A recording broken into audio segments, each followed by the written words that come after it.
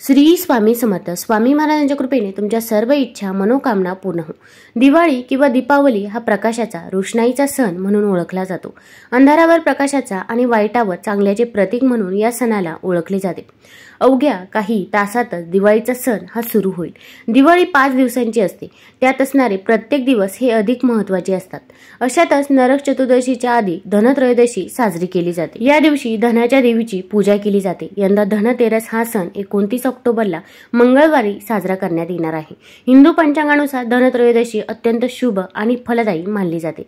या दिवशी श्री गणेश, धन्वंतरी आणि देवी लक्ष्मीची पूजा करण्याची परंपरा आहे. धनतेरसला धनत्रयोदशी असेही म्हटले जाते.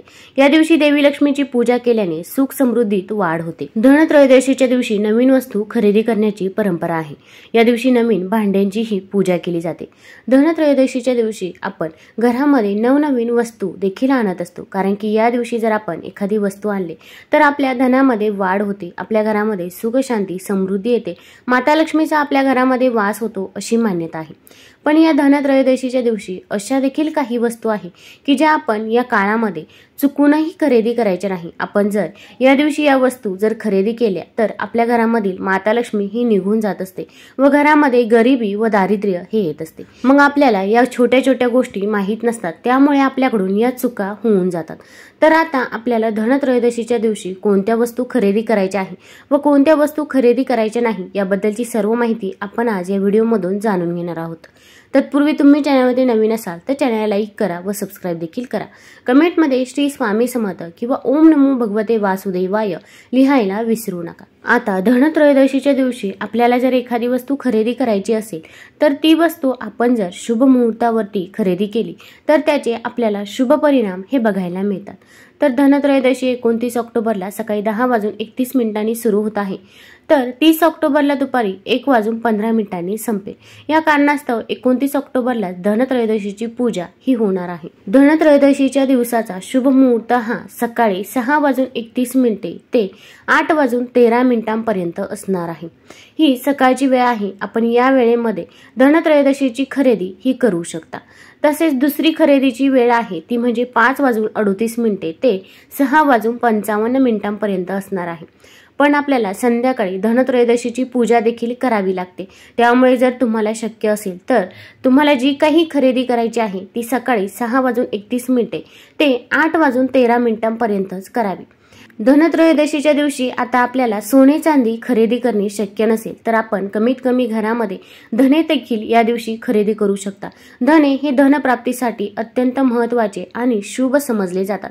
धनत्रयोदशीच्या दिवशी आपल्याला या धन्यांची पूजा करायची आहे. माता लक्ष्मी समोर हे धने आपण एखाद्या सुगडमध्ये ठेवायचे आहे. त्यानंतर दुसऱ्या दिवशी यातील थोडे धने आपल्याला घ्यायचे आहे आणि आपल्या तिजोरीमध्ये आपण जिथे पैसे ठेवतो तिथे आपल्याला हे धने ठेवायचे आहे. यामुळे माता लक्ष्मीचा वास आपल्या घरामध्ये तर होतो, पण आपल्याला कधीही धनधान्याची कमतरता देखील भासत नाही. तसेच आपण जेव्हा हे धने माता लक्ष्मी समोर ठेवत असतो तेव्हा आपण कनकधारा स्तोत्र हे 11 वेळा पठण करायचं आहे. तसेच व्यंकटेश स्तोत्र 1 वेळा पठण करायचं आहे. तुम्हाला म्हणणे शक्य होत नसेल तर तुम्ही मोबाईलवरती देखील लावून देऊ शकता. श्रवण केलं तरी पण चालेल. हे म्हणून झाल्यानंतर तुमची इच्छा मनोकामना माता लक्ष्मीला सांगायची आहे.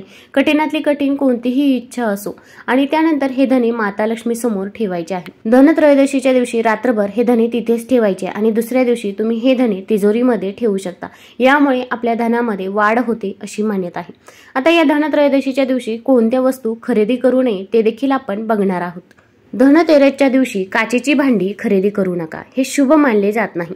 धनतेरस हा समृद्धीचा आणि संपत्तीचा सण आहे.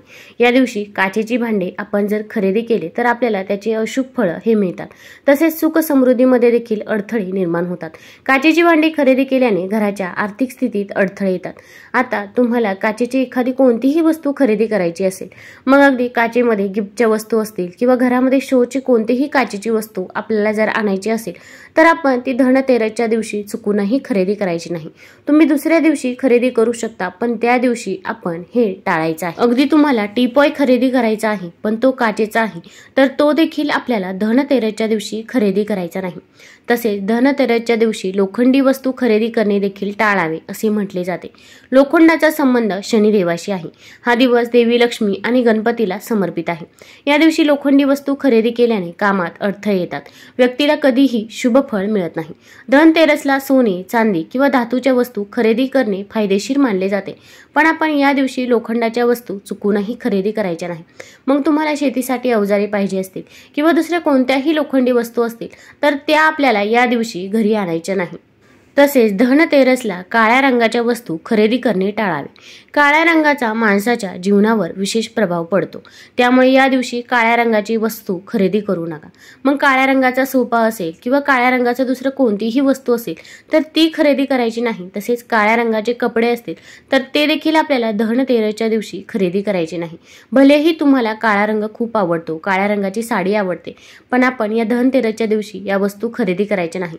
तुम्ही दुसऱ्या दिवशी खरेदी करू शकता, कारण की काळा रंग हा शुभ कार्यामध्ये वर्ज्य केला जातो। त्याचप्रमाणे या दिवशी देखील आपण काळ्या रंगाचे कपडे असतील किंवा दुसरी कोणतीही वस्तू असेल तर ती खरेदी करायची नाही। तसेच धनतेरसच्या दिवशी राईचे तेल खरेदी करणे अशुभ मानले जाते। ज्योतिषशास्त्रानुसार राईच्या तेलाचा शनिदेवाशी संबंध असून ते अर्पण केले जाते। या दिवशी तेलाचे दान केल्याने कुंडलीतील शनीची स्थिती कमकुवत होते, तसेच अशुभ परिणाम देखील मिळतात। धनत्रयोदशीला अनेक जण वापरलेल्या वस्तू विकतात किंवा खरेदी करतात। उदाहरणार्थ सोफा, फ्रीज, कपाट किंवा टेबल किंवा इतर कोणत्याही वापरात असलेल्या वस्तू। परंतु वास्तुशास्त्रानुसार धनत्रयोदशीला जुन्या वस्तू खरेदी किंवा विक्री करू नये। धनत्रयोदशीला जुन्या वस्तू खरेदी केल्याने घरात अडचणी वाढतात।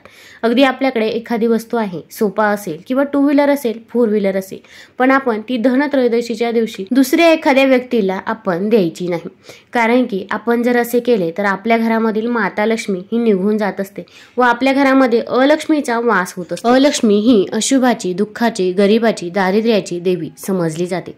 तसेच धनत्रयोदशीच्या दिवशी आपण तीक्ष्ण वस्तू देखील खरेदी करायच्या नाही, ते देखील आपण टाळायचे आहे। मग धनत्रयोदशीला आपण चाकू असेल, कात्री असेल किंवा दुसरी कोणतीही इतर धारदार वस्तू असेल तर ती देखील आपल्याला खरेदी करायची नाही। आपण जर अशा वस्तू खरेदी केल्या तर घरात काही अनुचित घटना घडण्याची शक्यता असते। शिवाय यामुळे कुटुंबातील सदस्यांमध्ये मतभेदही वाढू शकतात, त्यामुळे या गोष्टींची आपल्याला खरेदी करायची नाही।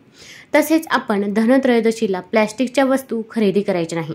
आता दिवाळी आहे म्हटल्यावर आपण अनेक वस्तू खरेदी करत असतो, मग अगदी प्लॅस्टिकचे रांगोळीचे साचे असतील किंवा प्लॅस्टिकचे डबे असतील किंवा प्लॅस्टिकची दुसरी कोणतीही वस्तू असेल तर ती आपल्याला खरेदी करायची नाही। तसेच आपण भरपूर वेळा दिवाळी आहे किंवा एखादा सण असला तर नकली दागिने देखील खरेदी करत असतो, पण जर आपण नकली दागिने या दिवशी खरेदी केले तर आपल्याकडे जास्त प्रमाणामध्ये नकली दागिनेच येत जातात, त्यामुळे आपण या दिवशी नकली दागिने खरेदी करण्याचे टाळायचे आहे। धनत्रयोदशीच्या दिवशी तुम्ही धने, मीठ असेल किंवा हळकुंड असेल तर या वस्तू खरेदी करू शकता। हळकुंड खरेदी करताना शक्यतो लेकूरवाळी हळकुंड खरेदी करावं, यामुळे आपल्या मुलाबाळांचं देखील रक्षण होत असतं। मग एक हळकुंड असतं, त्याला आणखीन एक कोंब असतो, तर असं हळकुंड आपण या दिवशी खरेदी केलं तर अतिउत्तम राहील। हे पूजा करताना आपल्याला माता लक्ष्मी समोर ठेवायचं आहे। तसेच या दिवशी तुम्ही माता लक्ष्मी खाली ठेवण्यासाठी लाल रंगाचे आसन देखील खरेदी करू शकता। तुमच्यासाठी देखील लाल रंगाची साडी खरेदी करणे या दिवशी खूप शुभ ठरेल।